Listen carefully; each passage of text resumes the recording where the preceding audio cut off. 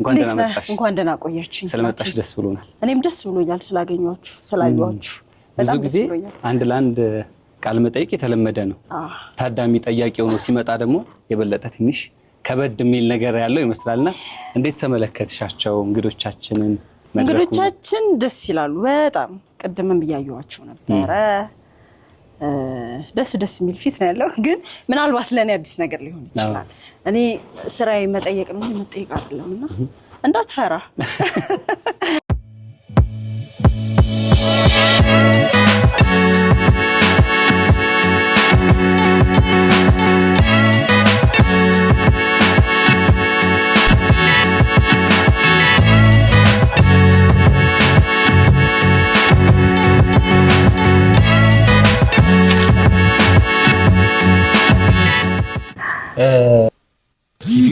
እንደዚሁም ደግሞ በሬዲዮ የዚህን ያክል አመት ልምድ ቀላል አይደለምና በጉዞሽ ውስጥ እዚህ ሙያ ውስጥ በመሆንሽ ምን አገኘሁት ያለሽ ምን ያስደስትሻል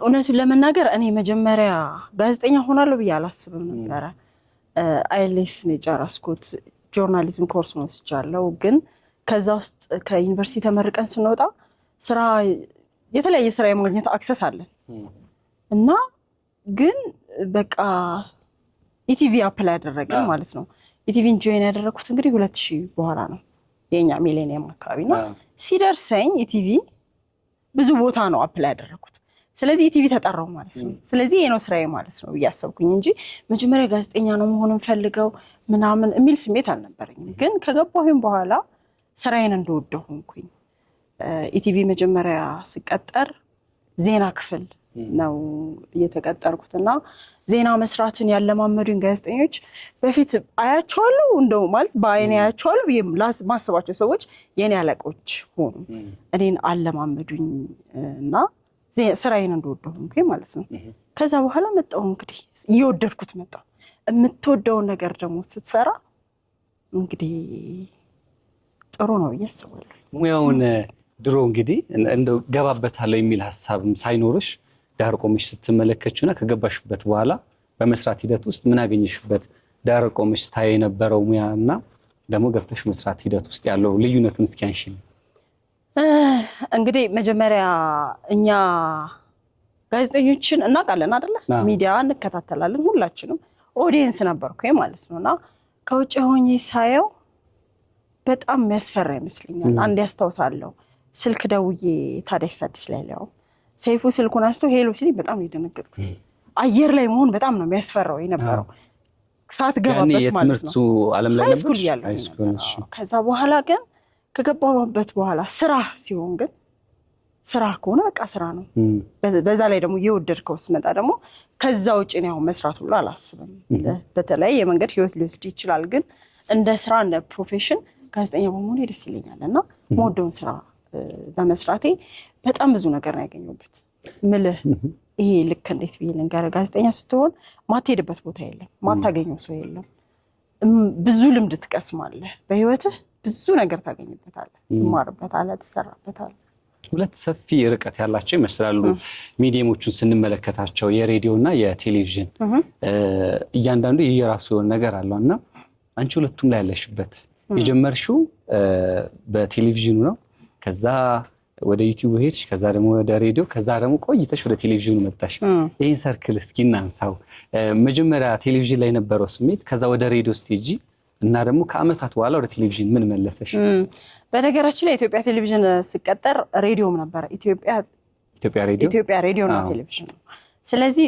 ቴሌቪዥን ላይ ዜና እንስራ እንጂ ሬዲዮም ላይ ዜና አነብ ነበር ስለዚህ ሬዲዮን ነገር አለ ግን ሬዲዮ ላይ በነበርኩበት ሰዓት ማንበብ ነው ዜና መምራት ይሄ ፕራይም ታይም ዜና መምራት 7 ሰዓት ማታ 2 ሰዓት 4 ሰዓት ዜና ነበር መመራው እንዲያውም የዛኔ አለቃዬ ብርቱካን ሀረጎይ ነበርችና ድምጿን በጣም ነበር የምወደው እና በቃ እሷ ነበረች ደግሞ የምትገረኝ የእውነት እና ደስ ይለኝ ነበር ሬዲዮ ላይ ዜና ማንበብ በጣም ደስ ይለኝ ነበር ከዚያ በኋላ ከኢትዮጵያ ቴሌቪዥን ከለቀኩ በኋላ ያው ሰይፉ ጋር ነው የገባሁት ስለዚህ ሬዲዮ ምንድነው እንትኑ ይለያያል እዚህ ጋር ሲሪየስ ዜና ነው መመራው የነበረው ዜና መምራት እና የመዝናኛ ፕሮግራም ማዘጋጀት ይለያያል እና ሬዲዮ ብዙ አዲስ ባይሆንብኝም ግን በጣም ይለያያል ጠፋሽ ከዛ ሬዲዮ ላይ ረጅም ጊዜ ቆየሽና ወደም ያው ኢቢኤስ ላይ በቅዳሜን ከሰዓት አንቺ ማየት ጀመረና ከአመታት በኋላ ወደ ቴሌቪዥን ምን መለሰሽ?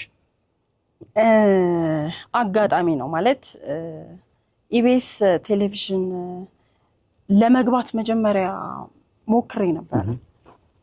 ሰይፉ ጋር ከመግባቴ በፊት ከጓደኞቼ ጋር ምናልባት የምታስታውሷቸው ከሆነ ለህሊና ዘዘ አርያ ሰሚል ፕሮግራም ኤደን ብርሃኔ ሰሞኑን አዲስ ከነሱ ጋር ነበረ ኢቢኤስ ቲቪ እንደተከፈተ ከነሱ ጋር ገብቼ ነበር። ግን ሬዲዮ ሳበኝ። በዛው የመቀጠል እድል ነበረ፣ ግን ሬዲዮ በጣም ሳበኝና እሱን ትቼ ወደ ሬዲዮ ገባኝ። ከዛ በቃ በጊዜ እንግዲህ ወደ ኢቢኤስ ደግሞ መጣሁ። ሌላኛው እንግዲህ አሁን ላይ ብዙ ሰው እየሰራበት ያለ ነው ዩቲዩብ። ከዚህ ቀደም ግን ድሬቲዩብ የሁሉም ፈርቀዳጅ ነው። በዛ ውስጥ ደግሞ አሻራቸውን ካሳረፉት ውስጥ አንዷ አንቺ ነሽና ያኔ ላይ ለዩቲዩብ ይሰጥ የነበረው አመለካከትና ዛሬ ላይ ደግሞ ዩቲዩብ እንዲህ በደራ መልኩ ብዙ ነገሮች የተመላለሱበት እንደሆነ ስታይ ምን ትታዘበለሽ? ያኔ የነበረውን እስኪ አስታውሽ። ይገርመኛል እንግዲህ ያ ማለት መቼ መሰለህ እኮ ከ8 ከ9 ዓመት በፊት ዛሬ 8 9 ዓመት ይዛኔ ታዲያስ አዲስ ነበርኩኝ። ታዲያስ አዲስ እየሰራሁኝ ነው። ድሬቲዩብም ዜና ነበር፣ ሁለቱም ጋር ነበርኩኝ። ጠዋት ገባና ድሬቲዩብ ላይ ዜና ነበርና ዩቲዩብ ግን ይዛኔ እንደዚህ አልነበረም። ይገርመኛል ዩቲዩብ አሁን አይደለ አሁን በዚህ በ5 6 ዓመት ውስጥ ነው እንደዚህ ሆኖና ዩቲዩብ ላይ ድሬቲዩብ እንደምታውቁት በሶሻል ሚዲያ ፈርቀዳጅ ነው። ዜና ሲያደርሰን ሶሻል ሚዲያን እንድናቀው በደንብ ሲያደርገን ድሬቲዩብ ነበር በጣም የሚታወቀውና ታዲያስ አዲስ ከሰዓት 8 ሰዓት ገባለሁኝ። ከዛ ፊት ጠዋት ግን ድሬቲዩብ ሄጄ ዜና አንብቤ ወጣ ነበር። ዜና ብቻ ሳይሆን ትረካዎች አነብ ነበረ። አጫጭር ትረካዎች አንብቤ ወጣ ነበረ። ግን እንደዚህ አልነበረም። አሁን ዛሬ ላይ ሆነሽ ታይ ምን ትታዘበያለሽ? በጣም ይገርመኛል ማለት ተጥለቅልቀናል አይደል? ሶሻል ሚዲያ ባታ ከዛ ጋር አያይዘሽ ሙያው ላይ እንዳለ ሰውም ኮንተንቶቹ ላይ ምንድነው የምትታዘበው? አንዳንዴ ነገሮች ተቀደዱልን ብለን የምንሄድበት መንገድ አለና አንዳንዶቻችን ብልህ ሆነን መልካም ነገር ለመስራት ወዲህ ደግሞ ለኪሳችን የምትሆነው ነገር በጥሩ ስራ ውስጥ ለማግኘት እንሞክራለን። የተቀረው ደግሞ ባልተገባ መንገድ ይህ ሚዲያ ሲጠቀምበት እናያለንና ከዛ መነሻነት ምን አይነት ሀሳብ ብታነሺ ደስ ይልሻል? አንዳንዴ ምን አስባለሁ መሰለህ ስልክ አለን ሁላችንም እና ጋዜጠኝነት በጣም የተከበረ ሙያ ነው። አገር ያጠፋል እኮ ብዙ ነገር ሲበላሽ አይተናል። በሬዲዮ ኢቭን አይደለም እና ሰው ጋር ስትደርስ የምታደርሰውን ነገር መጠንቀቅ አለበት። አሁን ሁሉም ሰው ጋዜጠኛ ሆኗል። ይገርመኛል ማለት እጁ ላይ ስልክ ስላለ ብቻ ሰው ተነስቶ የሆነ ፕሮግራም በቃ ይጀምራል እና ከመብዛቱ የተነሳ አንዳንዴ ፕሮግራም ራሱ ይሻላል። ልክ ያልሆኑ ዜናዎችን በትልቅ መልኩ ይጻፋሉ። እሱ እንዳለ ሆኖ ነው የምልህና አክሰሱን ስላገኘህ ብቻ እዛ ውስጥ ትገባለህ። በዛ ላይ ደግሞ ለመታየት ብለህ ደግሞ የማይሆን ነገር ውስጥ ልክ አሁን አንተ እንዳልከው ለመታየት በቃ ከዛ ውስጥ አሸንፈ ለመውጣት ደግሞ የማይሆን ዜና ከፈለጉ ይገሉሃል፣ ከፈለጉ በቃ አየር ላይ ያለ ወሬ ነው ብሎ የሚያስቡትን ነገርና ያሳዝናል። ስታየው ያሳዝናል። ያ ማለት ግን በትክክል የሚሰሩትን ሶሻል ሚዲያ ለበጎ የተጠቀሙትን ሰው ያው እሱን ሳይጨምር የቴሌቪዥን ፕሮግራም አቅራቢነት ትልቅ ጫና እንዳለው ግልጽ ነው። ሳምንትሽ እንዴት ነው የምታሳልፊው? ሩጫው ብዙ እንደሆነ ይሰማኛል። ወዲህ ደግሞ ሬዲዮ ፕሮግራምም አለሽ፣ እዚህ ጋር ደግሞ ቴሌቪዥኑ አለና ቴሌቪዥኑ ብቻውን ትልቅ የሆነ ሸክም የያዘ ነውና እንዴት እያጣጣምሽ ነው የምታስኬጂው? እንዳልኩ ነው ሙያውን ስለምትወደው ጫናዎችን ትቋቋማቸዋለህ እንጂ ከባድ ነው በጣም። ቴሌቪዥን በነገራችን ላይ በጣም ከባድ ነው። እኔ ሬዲዮ ነው በጣም የምወደው። ያ ማለት ቴሌቪዥን አልወድም እያልኩ ሳይሆን ሬዲዮን በጣም ነው የምወደው። ሬዲዮ ላይ መስራትና ኢቢኤስ እየሰራሁ እኮ ታዲያስ አዲስ አለሁ እገባ ነበረ። እንደገና ደግሞ ከዚያ በኋላ ደግሞ የራሴን ፕሮግራም ጀምሬ ነበር ከሰመረ ጋር። ግን አትችልም በቃ የሆነ ሰዓት ላይ ከዚህ ጋርም ሰዓት ማክበር አለብህ። ሬዲዮ 8 ሰዓት ከሆነ 8 ሰዓት መግባት አለብህ። እዚህ ጋር ቀረጻ 8 ሰዓት ከሆነ ምንድን ነው የምታደርገው? ሁለት ቦታ ገባ። በዛ በቃ የሆነ ሰዓት ላይ በጣም እንትን ይፈጠራል። የቴሌቪዥን ስራ ደግሞ ስቱዲዮ ውስጥ እንዲያውም ይቀላል። ከስቱዲዮ መውጣት አለብህ፣ ከአገር መውጣት አለብህ፣ ከከተማ መውጣት አለብህ እና ሁሉም ጋር ልትከሰት አትችልም ማለት ወይ እንደ ቶም ኤንድ ጄሪ እንደዚህ ተለጥፈ እንደዛ አይሆንም። ስለዚህ ቴሌቪዥኑ ላይ ብቻ ማተኮር ጀመርኩ ማለት ነው። ሬዲዮ አሁንም ገባለሁ ታዲያስ አዲስ ግን ቀነስኩት አብዛኛው ወደ ቴሌቪዥን። አዎ ምክንያቱም ቲቪ በቃ አንተን ይፈልጋል፣ መገኘት አለብህ ማሰብ አለብህ። ስለምታቀርበው እንግዳ ስለሚቀርበው ፕሮግራም መቀረጽ አለብህ። ስትቀረጽ ደግሞ ከጀርባ በጣም ብዙ ነገር ነው ያለው። ያ ደግሞ ሳምንታዊ ፕሮግራም ነው፣ ብዙ ፕሮግራሞች ናቸው። ቅዳሜን ከሰዓት አይታችሁ ከሆነ ቀን ጀምሮ ማታ ነው የሚያልቀው።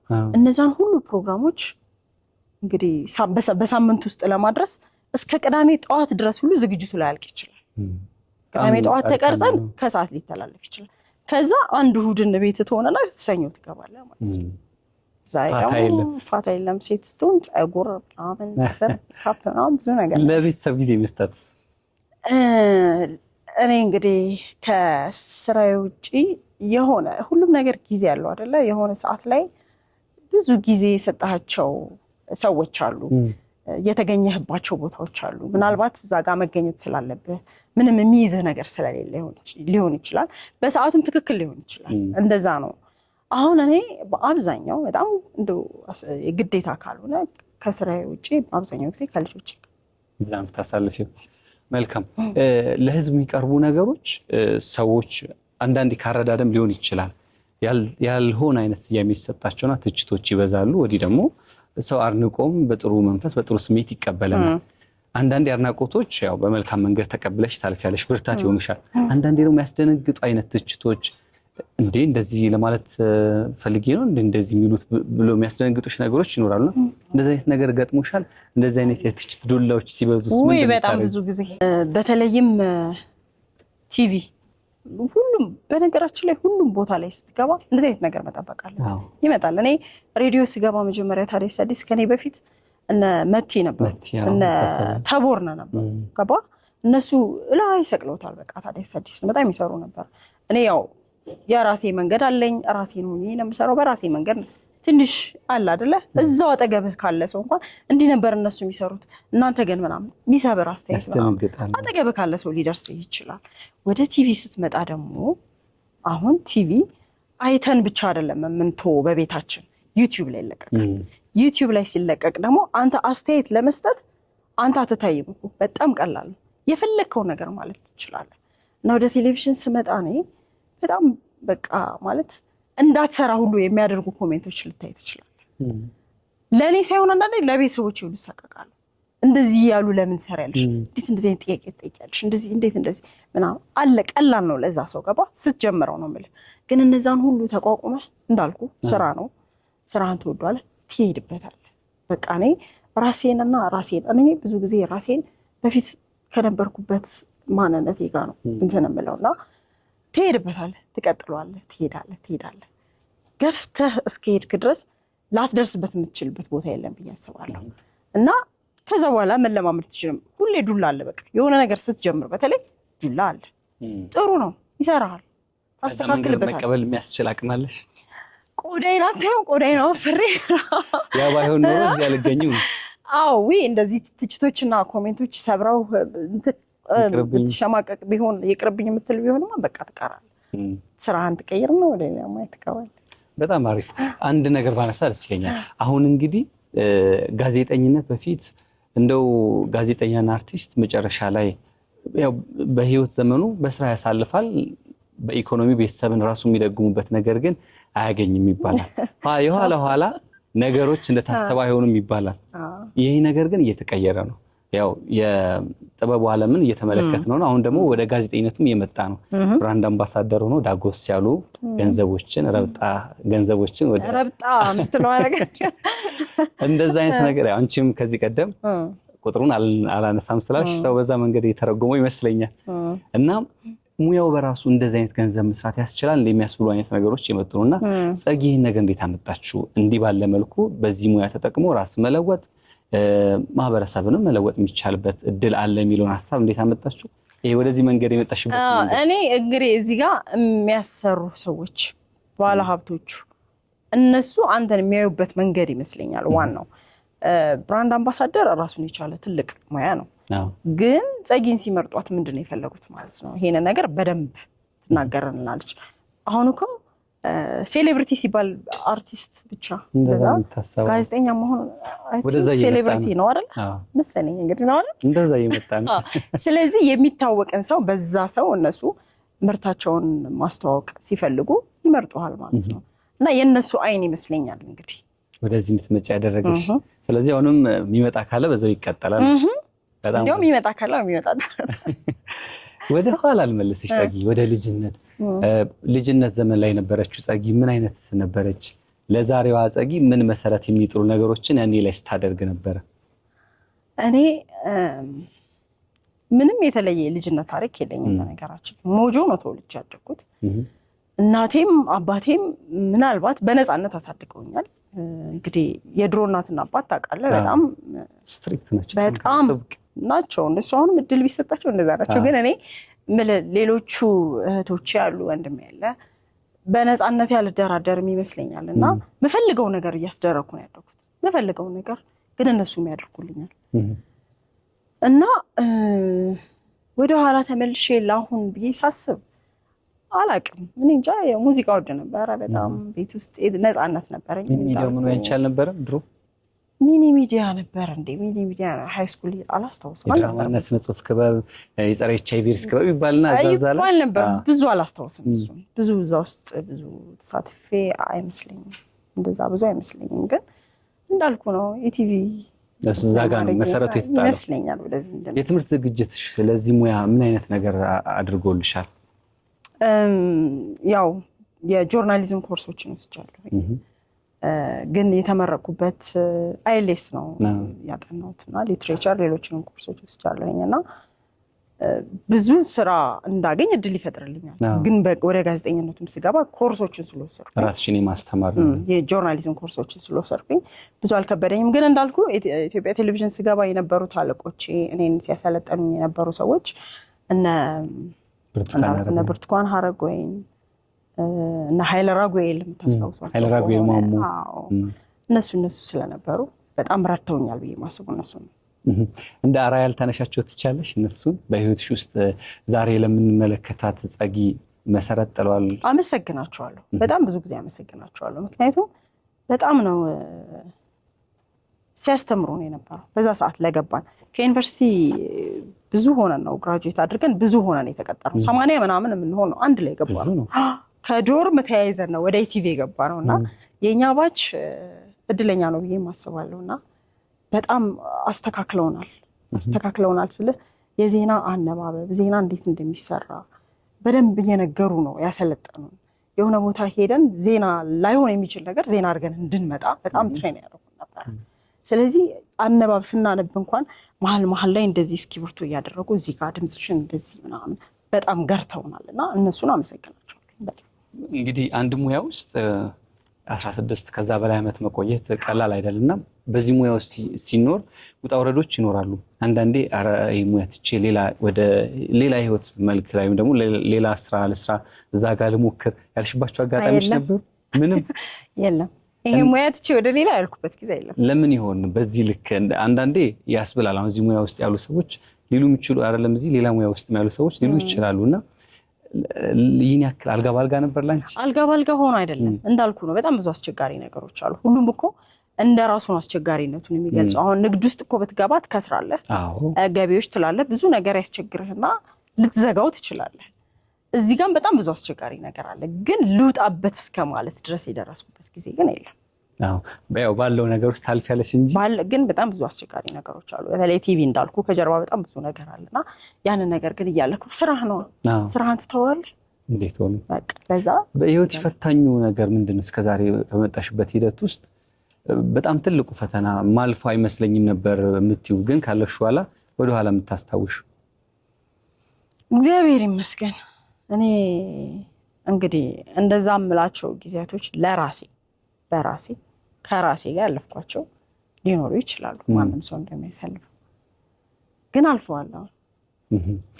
ከእንትን አንጻር ነው ይሄን ያነሳሁት። ከምን አንጻር መሰለሽ? አንዳንዴ በህይወታችን ውስጥ በጣም ፈተና የምንላቸው ነገሮች እዛ ጋር የምናስበው የሆነ የህልም መዳረሻ አለ አይደል? እዛ ጋር ሳንደርስ በዚህ ፈተና ወድቀን እዚሁ እንድንቀር ያደርገናልና እንዴት አለሻቸው የሚለው እንድናነሳ ስለፈለኩ አሉ።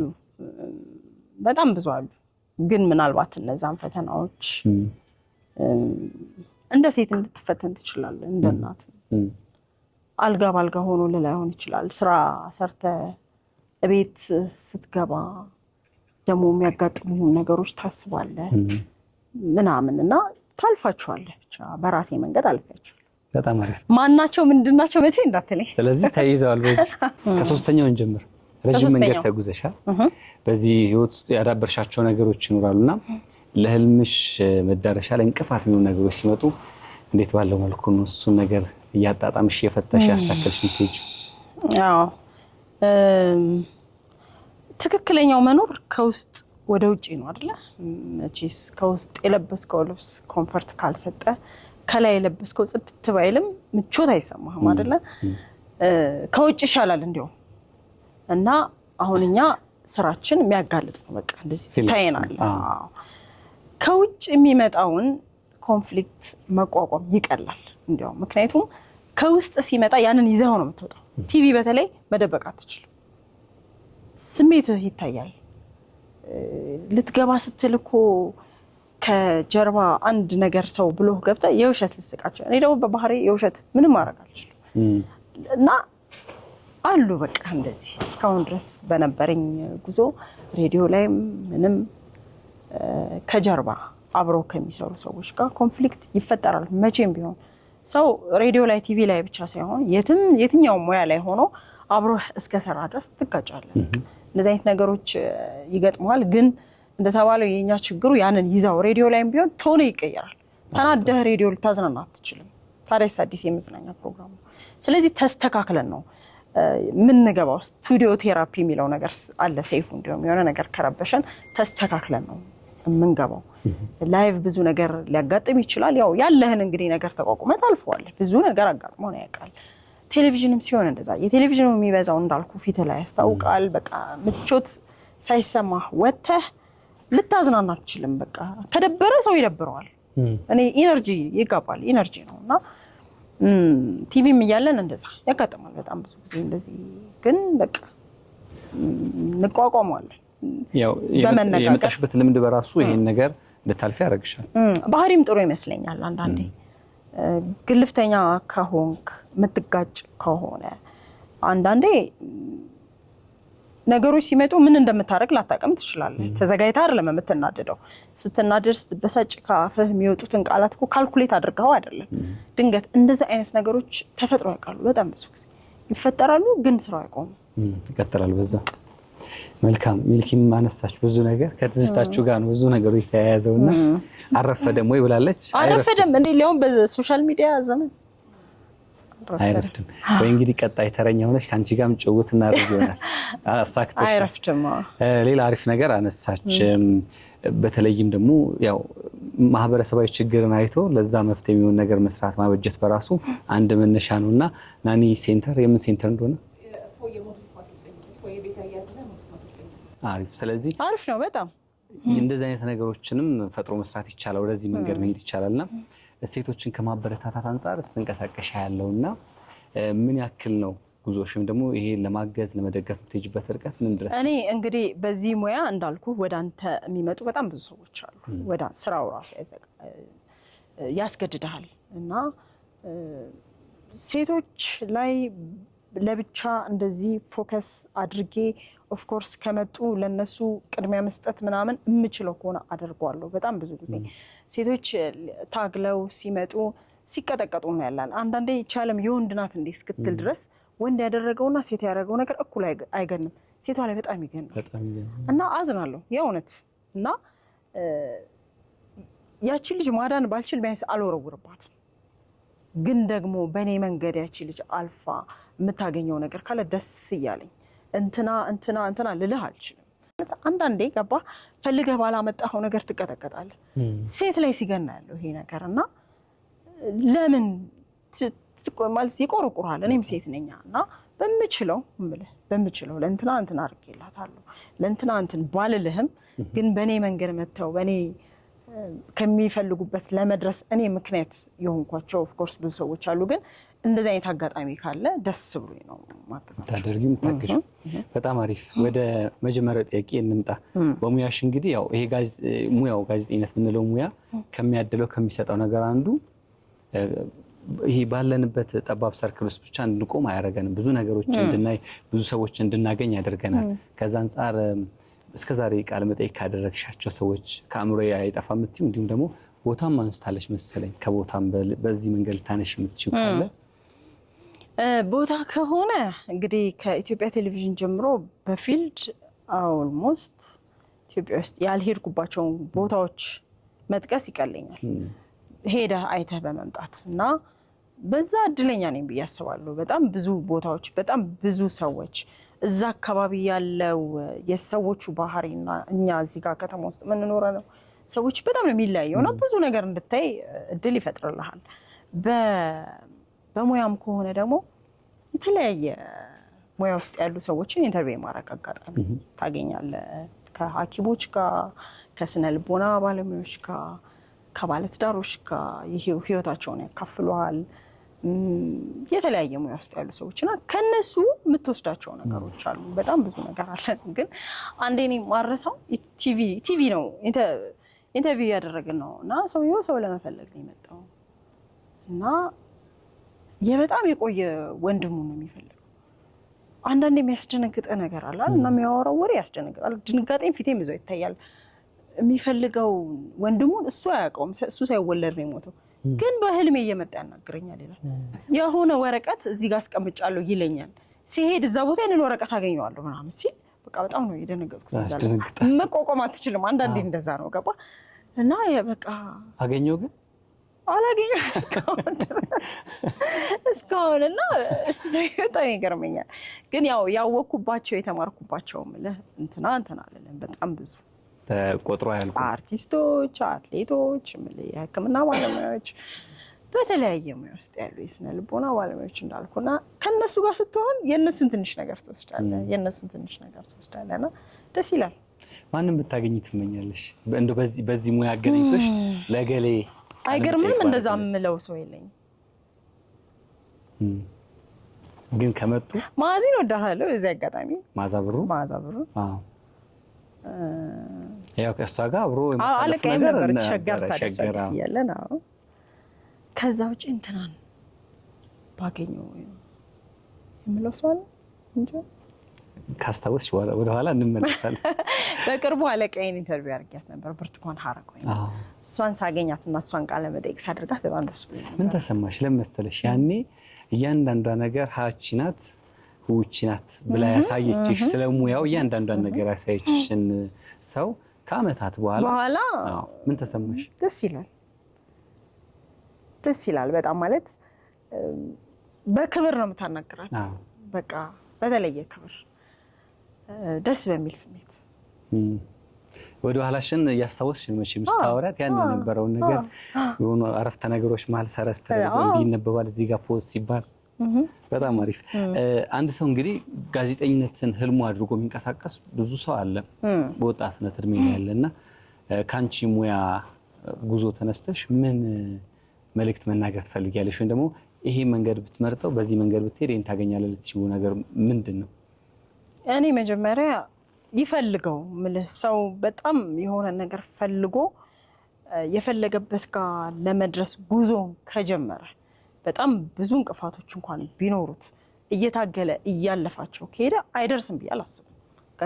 ጋዜጠኛ መሆን ከሆነ ህልሙ ራሱን መጀመሪያ ቼክ በፈለግ ብቻ ጋዜጠኛ ላይ ያደርገው ይችላል። አሁን በዚህ ዘመን እንዳልኩ የሆነ ነገር ሰምተህ ለመንገር ትስገበገባለህ። እውነት እንኳን ሳይሆን ነው ማለት በጣም ታማኝ መሆን አለበት። ግን ራሱን መጀመሪያ ያየው ጋዜጠኛ ስትሆን ሰው በቃ ሊሰማህ ሊያይ ይፈልጋል። የምትነግረው ነገር እውነት መሆን አለበት። ይሄ የሚሰራ አይመስለኝም። ትወና አይደለም። ትወና ትሰራዋለህ አይደለ? ሌላ ካራክተር ይሄ ግን በቃ መንገር ነው።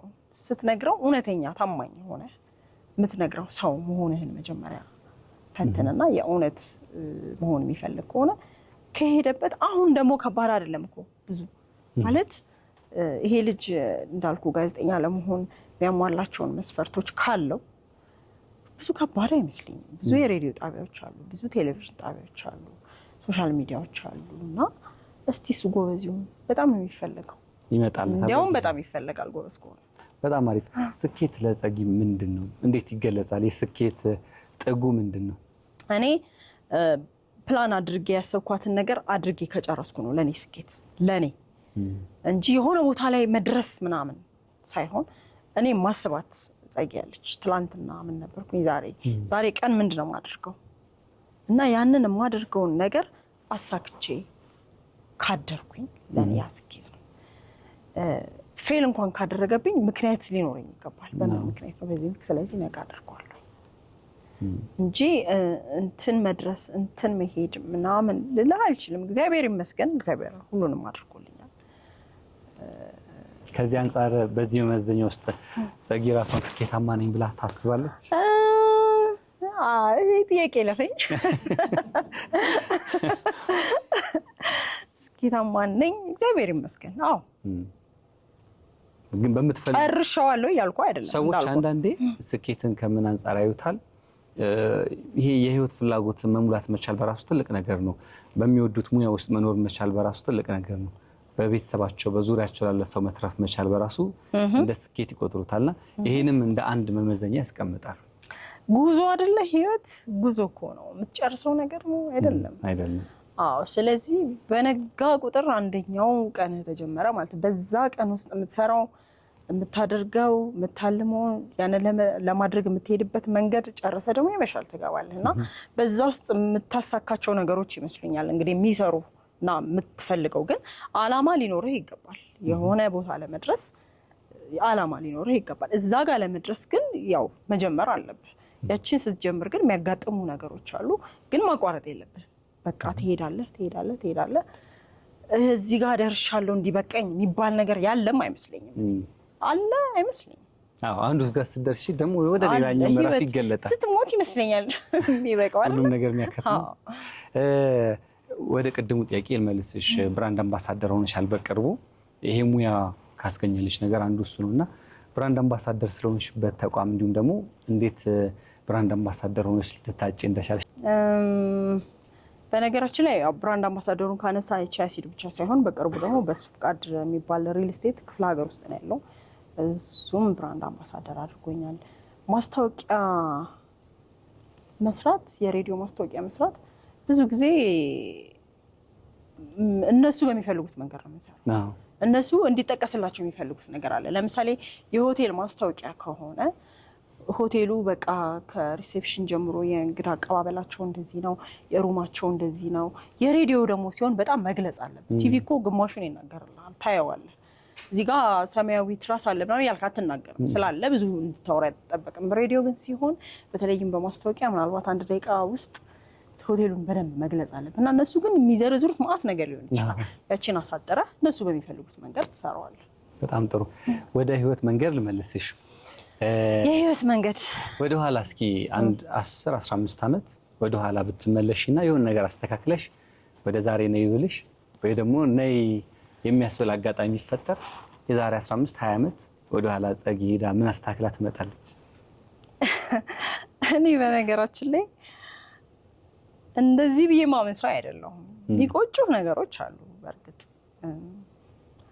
ይሄን ነገር ባደርግ ምናምን ያን ያህል የምቆጭበት ነገር የለም። ግን ሁሉም ነገር በጊዜው ነው የሚሆነው። በተለይ ከተውከው በፈጣሪ ከተውከው እኛ በስልጣናችን እኮ ምንም መቀየር የምንችል ሰዎች አይደለም። ሰዎች ስልጣን የለንም። ግን ለፈጣሪ ሰተው ህይወትን ከራስ የሚጠበቅበትን ብቻ ስትኖረው ሁሉም ነገር ለበጎ ነው የሚሆነው።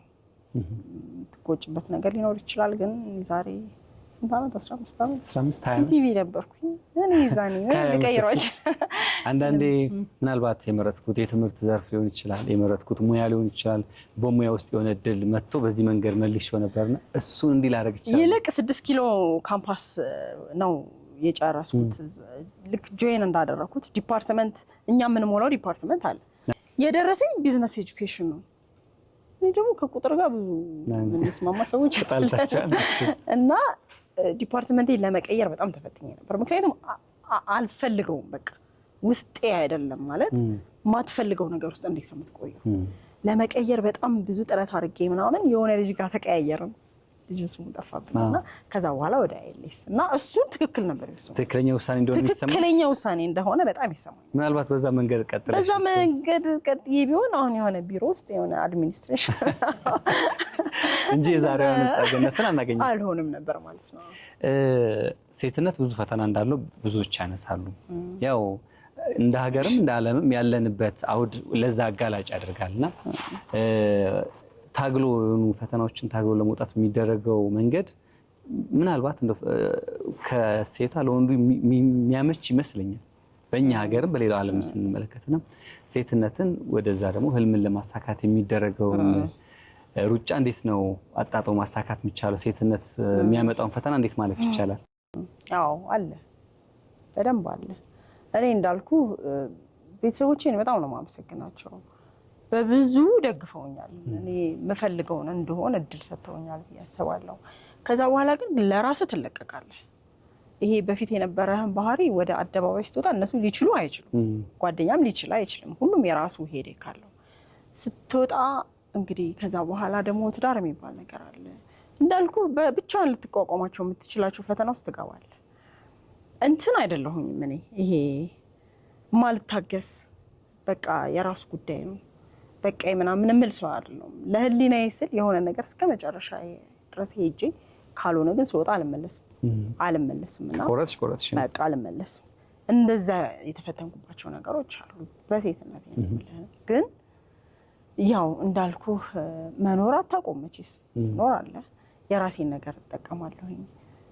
እንዲህ ስላደረገኝ እንዲህ ላድርገው አልልም፣ እንዲህ ስላደረገችኝ እንዲህ ላድርጋት አልልም። ከራሴ የሚጠበቀው ነገር አድርግና በራሴ ጊዜ ሲበቀኝ ይታወቀኛል። ራሱ የሆነ ነገር ሲዘጋ ይዘጋል፣ በቃ ትወጣለህ። ከዚህ መነሻነት አሁን እዚህ ውስጥ ያሉ ታዳሚውን በብዛት ሴት እህቶቻችን አሁን ከምናነሳው ነገር ጋር በሆነ አንዳች መንገድ ውስጥ ሊያጋጥማቸው ይችላልና እንዲያደርጉ የምትያቸው ነገር ካለ? እኔ እስከ መጨረሻው ሂዱ ማለት ለራስህም ለህሊናችን ሰዎች ነን መቼስ አይደለ? ለህሊናችን ነው የምንኖረው።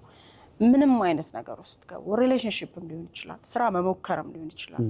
ከሰዎች ጋር ፍላጎትህን እስከ መጨረሻው ድረስ ሄድ። ከዛ በኋላ ካልሆነ ትክክል አይደለም ማለት ነው።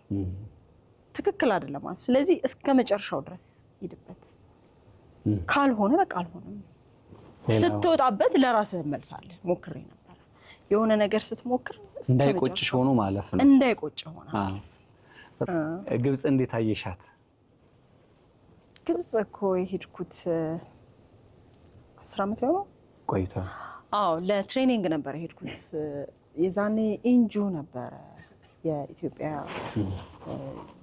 የጋዜጠኞች ማህበር ነበር እና ለትሬኒንግ ነበር የሄድኩት። ሲሄድ እንግዲህ ናይል ሳት እዛ አይደለለው ናይል ሳት ነበረ 20 ቀን ነው የቆየሁት 3 ሳምንት እና በየቀኑ እነሱ ዜናዎችን የሚያቀርቡበትን መንገድ ስቴሽናቸውን የቴሌቪዥን ጣቢያቸውን እንድንጎበኝ ተደርጎ እዛ ውስጥ ያሉ ሰዎች ለኛ ትሬኒንግ ይሰጡን ነበረ። በዛውም ግን እንግዲህ ግብጽ ስንሄድ ማለት ከ26 ሀገራት የተወጣጡ ጋዜጠኞች ነን የመጣ ነውና ከኢትዮጵያ ነው የነበርኩኝ ከሌሎች የአፍሪካ ሀገራት ከ26 ሀገራት እና ከነሱ ጋር እንግዲህ መታወቅ የነሱን ልምድ እነሱ ደግሞ በሀገራቸው በራሳቸው ቲቪ ላይ ሬዲዮ ላይ ጋዜጣ ላይ ተጽዕኖ የሚፈጥሩ ሰዎች ናቸውና ከነሱ ጋርም ጥሩ ጊዜ ነበረኝ ግብጽ። ከዛ ውጪ እንግዲህ ግብጽ ታሪካዊ ቦታዎቿንም እንድንጎበኝ እድል ተፈጥሮልን ነበረ። 20 ቀን በነበረኝ ጊዜ በጣም የገረመኝ ከያዝንበት ሆቴል ወደ ስልጠና ቦታው ናይል ሳት እዛ ግቢ ውስጥ ነበረ የምንሄደውና በባስ ስንሄድ ጥያቄና መልሶች ይዘጋጃሉ ምናምንና ኢትዮጵያን በተለየ አይን ነው የሚያዩት። በጣም ነው የገረመኝ። እሱ ላነሳ ነበር። አዎ በጣም በተለየ አይን ነው። ምንድነው ለኛ ያላቸው ስም? አዎ በቃ ማለት የተወሰኑቱ እንደ ጠላትም ሊያዩክ ይሞክራሉ። የተወሰኑት ደግሞ እኔ አንድ ሰው ነኝ እና ኢትዮጵያን በነገራችን ላይ ከኛ በላይ በጣም ያውቋታል። ትሬኒንጉን ሲሰጡን የነበሩት ምሁራን በጣም ስለ ኢትዮጵያ ጓዳ ጉርጓዳዋ ስንት ብሔር እንዳላት እዚህ አካባቢ ምን አይነት ቋንቋ በሰሜኑ ክፍል እንደዚህ አይነት ቋንቋ አማርኛ፣ ትግርኛ በደንብ ነው የሚያውቋት። በደንብ ግን ያቋታል ብቻ አይደለም ደግሞ ያከብሯታል። ጥያቄና መልስ ተዘጋጅቶ ብቸኛዋ አገር በቀኝ ግዛት ያልተገዛሽ ምናምን ብሎ ጥያቄው ራሱ ሲወጣና ሲመለስ ማለት ደስ የሚል ስሜት ነው የሚሰማ። ኢትዮጵያን በተለየ አይን ነው ግን የሚያዩት እና ለኔ ጥሩ ስሜት ነው ይፈጠራልኝ። በቃ ይንከባከቡኛል፣ ጓደኛሞች ሆነናል። እስቲ ፌስቡክ ላይ ማገኛቸውም አሉ ምናምንና ጥሩ ጊዜ ነበረኝ ግብጽ። ጥሩ ልምድም ነበረኝ። መጨረሻ ላይ ያው ሰርቲፊኬት 20 ቀን እንትን ያልንበትን ሰርተፊኬት ተቀበለን ምናምን ነው የመጣሁትና ግብጽ ጥሩ ጊዜ ነበረኝ። ያው ግብጽ ሆኜ ከካይሮ ታዲስ አዲስ ላይ ገባ ነበር ቅዳሜ በስልክ እና ብዙ ገጠመኞች አሉኝ። ግብጽ ደስ የሚል 20 ቀን ሙሉ በጣም የተፈተንኩት እንጀራ አልበላሁም። እኔ ካለ እንጀራ መኖር አልችልም እና በጣም ፈታኝ ነበር ለኔ፣ ከባድ ነበር። ምን በለሽ ታዲያ? እና አመጣችልኝ አንዲት ሀበሻ ካይሮ የምትኖር ነበረች። አምጥታልኝ ደውላልኝ ሪሴፕሽን አስቀምጬልሻለሁ ብላኝ ቀድመው በልቶብኝ አልቅሻለሁ። ይዘውታ አብረን የነበርነው ጓደኞቼ ምናምን ደግሞ በጣም ነው የሚወዱት ምናምን እነሱ እንደ ቀልድ በላነው እኮ ምናምን ቀልድ አድርገው በላናል። 20 ቀን ደግሞ ብዙ ነው፣ በጣም ብዙ ነው እና ጥሩ ጊዜ ነበረኝ። በጣም አሪፍ።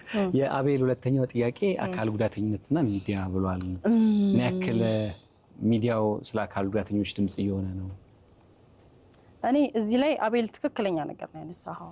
ሚዲያውም በጣም ሰርቶበታል ብዬ አላስብም። ኢቭን ከህንጻዎች ምናምን እኮ ስትሄድ አሁን ይሻላል እንጂ ለአካል ጉዳተኞች ተብሎ ሌላ ሀገር በተለይ ደግሞ እንደዚህ አይነት ነገር የምታየው ባይዘው ሌላ ሀገር ሄደስ መጣና ስታይ ነው ለነሱ የሚሰጠውን ፕራዮሪቲ ስታይ እንዴት ቅድሚያ እንደሚሰጣቸው በብዙ ነገር የተመቻቸው ሁኔታዎች ነው የሚፈጠርላቸው። ስትመጣ እኛ ሀገር ምናልባት ከድህነታችን ጋር ምናልባት አገራችን ካለችበት ሁኔታ ጋር ሊያያዝ ይችላል። ግን ማድረግ የቻልነውንስ ነገር አድርገናል ብለህ ስታስብ አይመስለኝም። በሚዲያም አይመስለኝም። ለአካል ጉዳተኞች ብዙ ቦታ ተሰጥቶ ብዙ ስራ ተሰርቷል ብዬ አላስብም። በጣም ጥሩ። ወደ ጌርሳም ጥያቄዎች እንምጣ። ጥሩ ምሳሌ አነሳችልን ለጥያቄዋ ኮሪያኛ። እስቲ ወደ በኋላ ስንብቱን በኮሪያኛ እናደርገዋለን ዛሬ ለየት እንዲልልን። እንደ ምሳሌ ያነሳችው ለምሳሌ እኛ ተወልደን ያደግንበት ማህበረሰብ የሚፈልጋቸው ነገሮች አሉ። እዚህ ጋር ደግሞ ስንመጣ ሙያው የሚፈልገው ነገር አለ። ምናልባት ሙያው የሚፈልገው ነገር እኛ እንደ እሴት ብለን ይዘን የመጣነው ነገር ማይጣጣም ሊሆን ይችላል። እሱ እንዴት አድርገን ማለፍ አስታርቀን መሄድ እንችላለን የሚል ነው ይመስለኛል። ጠቅለል ሲል አዎ ገብቶኛል። ግን ብዙ ጊዜ አየር ላይ ላይሆን ይችላል የምትፈተኘው። አንዴ ኢትዮጵያ ቴሌቪዥን እያለሁኝ የግልገል ጊቤ 2 ግድብ ሲያልቅ ዜናውን ለመስራት በሄድኩኝ ጊዜ ባርኔሮ ነበር የሚሰሩት እና የጣሊያኖች ምግብ ብቻ ነው ያለው እና በጣም ብዙ አይነት ምግቦች አሉ። ስጋው የምን እንደሆነ ሁሉ እንስሳቶች ተቀምጠዋል። ልትበያ አትችይም። ግን አየር ላይ አይደለም የምፈተነው። ግን አሁን ላይ እየዞርን ምግብ የምንሰራው ፕሮግራም አለ። የዛኔ አርብ ቀን እኔ አርብና ሮብ ጾማለሁኝ። አርብ ቀን የሆነ ነገር አትገደድም በነገራችን ላይ ግን ታልፊያለሽ። ላይቭ አይደለም ኤዲቲንግ አለ። እኔ ካልፈለኩኝ አላደርገውም እንጂ ይገጥማሉ፣ እንደዚህ አይነት ነገሮች ይገጥማሉ። ማምንበትንና የምፈልገውን ነገር ነው የማደርገው። እነሱ የሚተባበሩሃል፣ አትገደድም። በጣም ጥሩ። ሁለተኛው ጥያቄ ደግሞ በሙያሽ ተፈተንሽበት አንዳንዴ ለፕሮፌሽናሊዝም ውስጥ ዋጋ ከፈልሽበት አጋጣሚ ያለ ወይ ደግሞ አይ ግድ የለም ብለሽ ያቺን ሙያን ረገጥ አድርገሽ ሄድሽበት አጋጣሚ ያለው ይብላሻለች? እንዳልኩ ቅድም ሶሻል ሚዲያን ስናነሳ ያን ያህል በጣም ከባድ ፈተና ፕሮፌሽኔን የሚፈትን ሙያዬን በቃ በተውኩት ምናምን የሚያስችል ለማለት የሚያስችል ባይሆንም ግን በቃ የሚወዱ በጣም የሚያከብሩ የሚረዱ እንዳሉ ሆኖ እንዲያውም አብዛኞቹ እኔ አይወጡም። ገባ ስላገኙ ብቻ አይጽፉም፣ አክሰሱን ስላገኙት ብቻ አይሳደቡም። ዝም ብሎ የሚከታተሉ በጣም ብዙ ጨዋ ሰዎች አሉ። አንዳንዶች ደግሞ አሉ አክሰሱን ስላገኙት ብቻ በቃ ዝም ብለው እና ያን ያህል የተፈተንኩበት ባልልም ግን እንደዚህ አይነት አጋጣሚዎች ገጥሞኝ ያውቃሉ። ግን ከሙያዬ አይበልጥም፣ ከስራዬ አይበልጥም። ስራዬን መስራት ቀጥላለሁ። ወደ ናሆም እንሂድ። ናሆም ወሳኝ ጥያቄ ናነሳ። ናሆም እንዲያውም አስታወስኩት። የናሆምን ጥያቄ ሚስጥር ትመልሷለች ይመስለኛል። ምክንያቱም ሬዲዮ ከ5 እና ከ6 ዓመት በፊት ምን ጣቢያ ላይ ምን ፕሮግራም እንዳለ በቃላችን እናውቀዋለን አይደለ?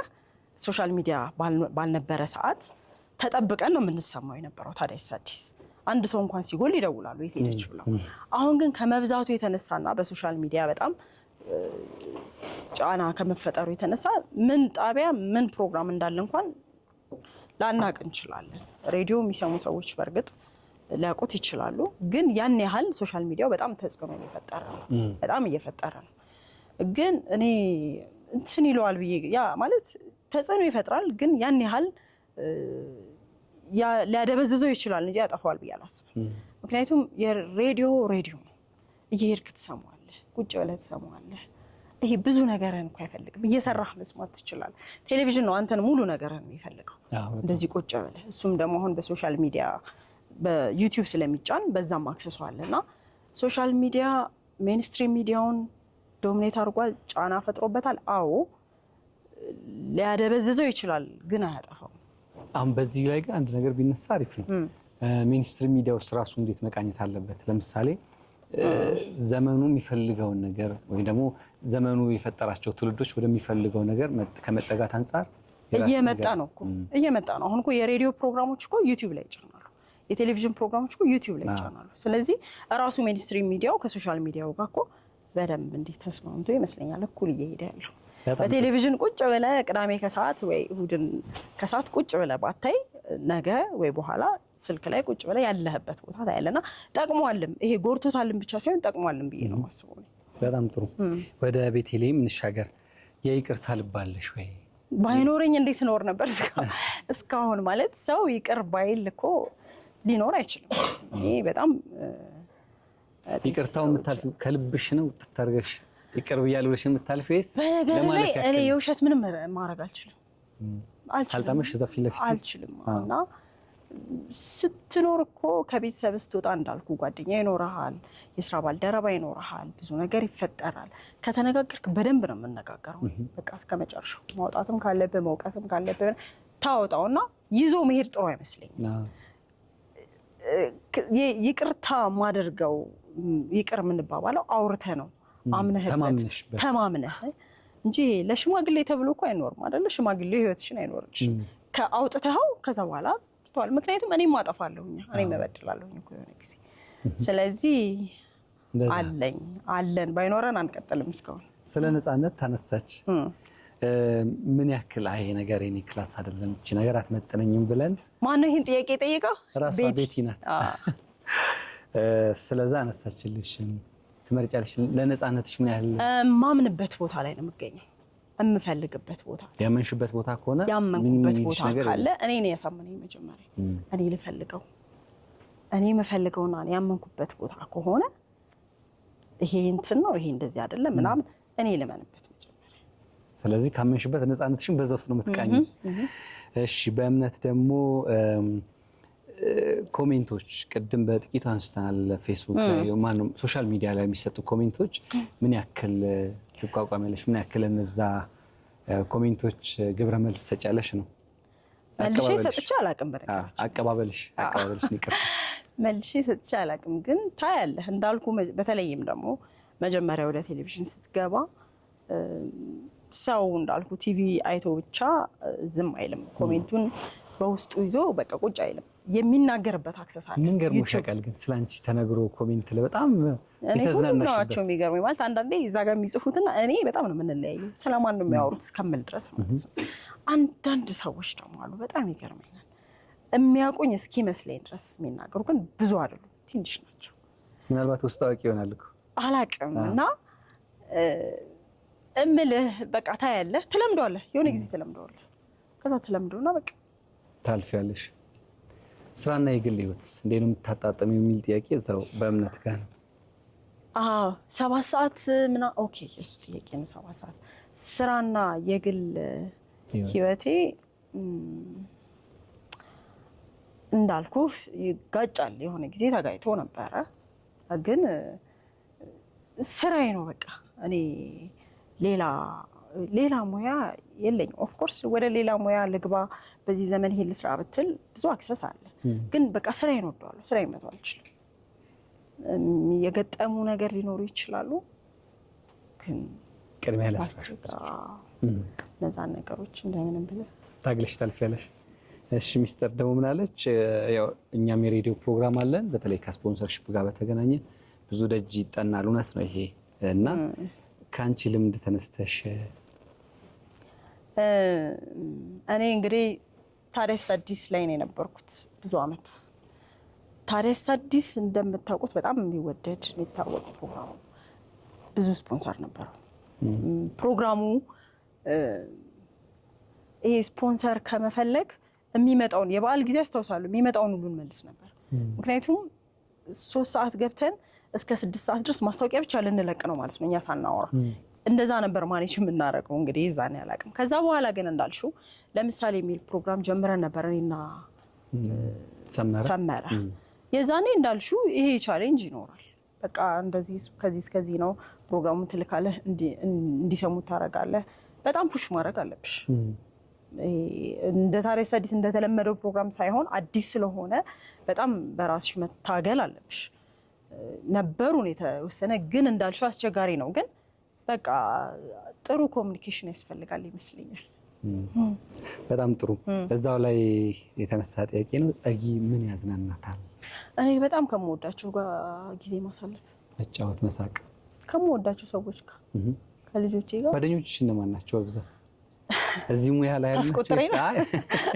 ብዙ ጊዜ ጓደኞቻችን ሙያው ያፈራቸው ይሆናሉ እና ሙያው ያፈራቸው ጓደኞች በዙሪያችን ሲሆኑ ነገሮችን የምንመለከትበት መንገድ ሙያው ከዛ ጓደኞቻችን ጋር ያለው ደግሞ የራሱ ሙያ ነውና ከሙያው ውጪ ናቸው። የስራ ባልደረባ ነው የምትለው ጓደኝነት ቀላል ነገር አይደለም። ጓደኛዬ የምትለው ሰው ብዙ ጊዜ አብረን ስላሳለፍክ በስራ ምክንያት ጓደኛዬ ልትለው አትችልም። ጓደኝነት የቤተሰብ ያህል ስትቀራረብ፣ ሲያቀህ፣ ስታውቀው፣ ምቾት ሲሰጥ፣ ሲረዳ ጓደኛ ይባላል። ጓዳዋቂ ምክንያቱም ለስራ የምታውቃቸው ሰዎች ለስራ ነው የምታውቃቸው። ብዙ ነገር ላያውቁ ይችላሉ። እዛች ጋር መስጠት ያለብህን ነው የምትሰጠው። ጓደኛ እኔ አሁን ጓደኞቼ በጣም ጥቂት ናቸው። ረጅም ዓመትም አብረን እንተዋወቃለን። ግን ከሆነ ጊዜ በኋላ እንዳልኩ ስራም ሲበዛ ምንም እየቀነስክ ነው እኮ እንደውም ይላል። ብዙም ጊዜ አይኖርህም ምናምን። ግን አሉ ደግሞ በጣም የሚገራርሙ ሰዎች አሉ። በእነዚህ ሁሉ እንትኖች ውስጥ ተያይዘው የሚወጡ እንኳን አወቅኳቸው የምትላቸው ጓደኛ የምታረጋቸው ሰዎች ደግሞ አሉ። ስለዚህ ከነሱ ጋር ማሳለፍ በቃ። እሺ፣ ሌላ ደግሞ ከመጡ ጥያቄዎች መካከል ይመስለኛል ከምሽቱ ሰዓት ጋር በተገናኘ ታዲያስ አዲስ እያለን እውነት ነው እስከ 7 ሰዓት ድረስ እንቆይ ነበር። ይቅርታ ግን እዚሁ አንድ ጥያቄ ነበር። የሚስተር እንግዳ ጋብዘሽ ሲጠፋ ቀርቶብሽ ያውቃል? ለዛ እኮ ነው የሚስተር ሬዲዮ ላይም ይቀራሉ። በነገራችን ላይ ግን ያው ሬዲዮ ተሸፍኗል በሆነ ነገር። ቴሌቪዥን ሲሆን ግን ይሄ በቃ የማይሞላ ቋት ይሆናል። ሳምንቱ እንዴት ደረሰ ሳትለው ይደርሳል። እስከ ቅዳሜ ጠዋት ድረስ ስራ ላይ የምንሆንበት ጊዜ አለ። ያ ማለት ሲቀሩብን ሲጎል የግድ መሟላት አለበት በቃ። ስለዚህ በቃ አንዱ ካልመጣ ደግሞ ሌላ ትፈልጊያለሽ ምናምን። ግን ራስን ፕላን ቢ ብሎ ማዘጋጀት ግድ። ፕላን ቢ ብሎ ማዘጋጀት ጥሩ ነው። እሺ፣ ወደ ባርክልኝ መሰለኝ ጥያቄ ከስም ካላሳሳትኩኝ። የምሽት ስራ በተለይ አምሽቶ መግባት እስከ 7 ሰዓት ድረስ ቆይቶ መግባት ራሱን የቻለ ትልቅ ፈተና ነው። ማይረዳ ሰው ይኖራል። ነው የማይረዳ ብቻ አይደለም። እኔ ታዲያስ አዲስ እስከ 7 ሰዓት በምናመሽበት ጊዜ ያኔ አልወለድኩም ነበረ። ስለዚህ ብዙ አይከብደኝም ነበረ። ምንም የሚያስቸግረኝ ነገር የለም። ከወለድኩኝ በኋላ ግን ልጆችን ለማን ነው ጥላ የምትሄደው? ቤተሰብ ጋር አብረህ ብትኖር፣ እኔ አዲስ አበባ ልጆች በዚህ አጋጣሚ በጣም እድለኛ ናቸው ብዬ አስባለሁ። ቤተሰብ ጋር ቁጭ አድርገህ ብትሄድ ምናምን ኦፍኮርስ እህቶቼ እናቴ በጣም ነበር የሚረዱኝ። ግን እነሱም የራሳቸው ህይወት አላቸው። የሆነ ጊዜ ይሄዳሉ። ከዛ አንተና ቤት ውስጥ የምታግዝ ሰራተኛ ብቻ ትሆናለህ። የሆነ ጊዜ ታዲያስ አዲስ እንዲሁም በዚህ አጋጣሚ ያቆምኩት 5 ሰዓት ልጆቼን ጥላ ሰራተኛ ሄዳብኛለች። ማታ 5 ሰዓት እና እየሄድኩ ነው ስትለኝ ነው በቃ ቲንክ ከዚህ በኋላ ስንት ዓመት ሆናቸው ነበር ልጆች? 5 ገና 6 ነው አካባቢ። እና እንዳልኩ ቤት ውስጥ አብረው የሚኖሩት ልጆች የተለያየ ችግር ይፈጥራሉ። ሰራተኛ የሚለውን ቃል የግድ መጠቀም አለብኝ ማለት ነው። የዛ ጋር የሚፈጠረውን ችግር መቼስ ታውቁታላችሁ ብዬ አስባለሁ አይደለ? እና እሱ ነገር አንዳንዴ እንደ ልብህ እንደ ድሮ እንዳታመሽ ትሆናለህ። ልጆች እስካሉ ልብሽም አያርፍም እኮ። ታዲያስ አዲስ ማምሸት ያቆምኩት እንደውም ከዛ በኋላ ነው። ከልጅ ጋር በተገናኘ ከባድ ነው።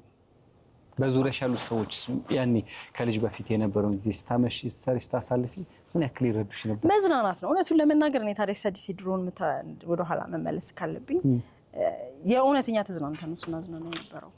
በቃ ማምሸቱም ለኛ መዝናናት ነው።